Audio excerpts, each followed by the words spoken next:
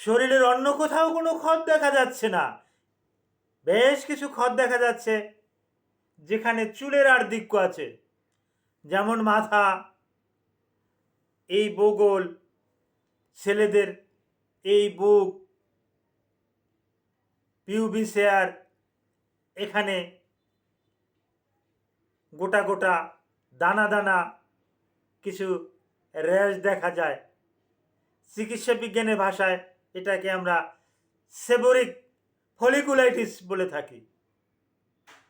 Seborrhoeic folliculitis সম্পর্কে আলোচনা করব।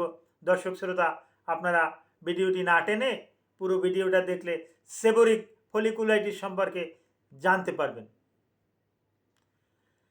আসসালামু আলাইকুম রহমতুল্লাহি ওয়া বারাকাতুহু। আমি ডাক্তার মীর শহীদুল ইসলাম। আমার চেম্বার শুভেচ্ছা 255, ঐতিহ্যবাহী শেখঘাট, সিলেট। গুগলে গিয়ে ডাক্তার মীর শহীদুল ইসলাম লিখে সার্চ দিবেন, আমার সম্পর্কে যাবতীয় তথ্যাদি পেয়ে যাবেন আমার ভিজিটিং কার্ড।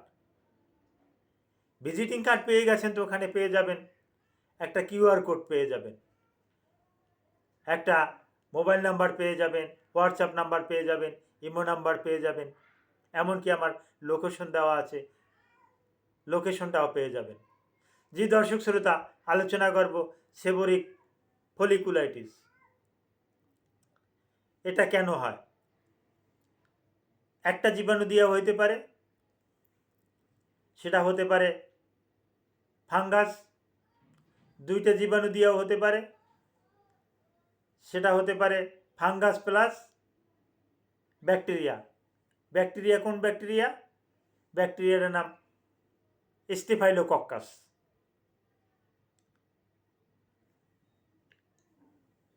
এগুলো মাথায় এখানে বেশি হচ্ছে কেন, চুলের ওখানে বেশি হচ্ছে কেন?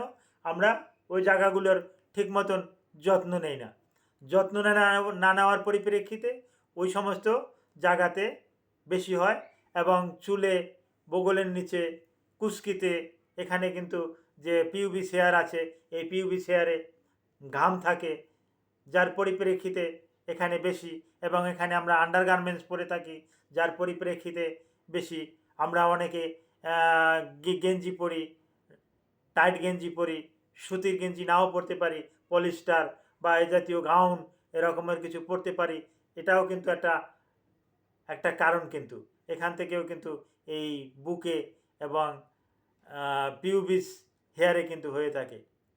আর মাথাতে অনেক সময় আমরা, এই যেমন আমি ক্যাপটা পরে আছি জাস্ট আপনাদেরকে দেখানোর জন্য, এই ক্যাপটা যখন পরা, আমার এখানের ত্বকে যেরকম একটা আলো বাতাস পাচ্ছে, ঠান্ডা লাগতে আছে, মাথার ত্বক কিন্তু আস্তে আস্তে করে ঘামতেছে, এবং ওই ঘামটা কিন্তু ওখান থেকেই কিন্তু খুশকি বা কিছু ব্যাকটেরিয়া, ফাঙ্গাসের জন্ম নিতে পারে, এবং এগুলো জন্ম নিয়ে আস্তে আস্তে কিন্তু শক্ত হয়ে যায়, এবং খোঁটা দিলে, আঁচড় দিলে, চিরুন দিয়ে আঁচড়ানি দিলে ওখান থেকে খুশকি বাহির হয়। এটা কিন্তু ফাঙ্গাসের কারণে হয়, এবং কোনো কোনো ক্ষেত্রে ওখানে ছোট ছোট পুঁজযুক্ত ছোট ছোট বিচি হয়ে থাকে, তখন ওখানে চাপ দিলে ভাতের মারের মতন বাহির হয়। তখন আমাদেরকে বুঝে নিতে হবে যেখানে ব্যাকটেরিয়ার আধিক্য আছে। এই ব্যাকটেরিয়াটা স্টেফাইলোকক্কাস। তো আর কি কি লক্ষণ? মাথা খাওয়াবে, চুলকাবে, চিরুনি দিয়ে আশ্রাইলে নিচে কাগজ বা কিছু কাপড় চোপড় রাখলে দেখা যাবে ওখানে খুশকি খুশকি পড়ে জমা হয়ে গেছে, এরকমের লক্ষণগুলো দেখা যায়। এর চিকিৎসা কি? এর চিকিৎসা যদি ফাঙ্গাস দিয়ে হয়, অ্যান্টিফাঙ্গাল ওরালি হতে পারে, অয়েনমেন্ট হতে পারে, ক্রিম হতে পারে, বিভিন্ন ড্রাগ মার্কেটে পাওয়া যায়। আপনার পছন্দের বা আপনার শরীরের সাথে মানানসই একটা ড্রাগ আমরা দিয়ে থাকি। যদি শুধু ব্যাকটেরিয়া হয়, অ্যান্টিবায়োটিক দিয়ে থাকি, ডাইরেক্ট অ্যান্টিবায়োটিকই ভালো হয়ে যায়। যদি মিক্সড ইনফেকশন হয়, তাহলে অ্যান্টিফাঙ্গাল প্লাস অ্যান্টিবায়োটিক দুটার সংমিশ্রণে আমরা চিকিৎসা করে থাকি এবং এটা সম্পূর্ণরূপে ভালো হয়ে যায়। সেবরিক ফলিকুলাইটিস এটা ভয়ের কোনো কারণ নাই, তবে এটা হলে তাৎক্ষণিকভাবে ডাক্তারের কাছে চলে আসবেন, তা না হলে এটা আপনাকে অনেক ভোগান্তিতে ফেলতে পারে। হেয়ার ফল সহ আরও নানাবিধ সমস্যা হতে পারে এবং দেখতেও বিচ্ছিরি দেখা যায়। আপনি চিরুনি দিয়া মাথাটাকে আঁচড়াতে পারবেন না, চুল আঁচড়াতে গেলে ব্যথা লাগবে। অনেকেই বলে যে স্যার আমি তো চিরুনি মাথায় দিতে পারি না, চিরুনি দিলেই ব্যথা পাই।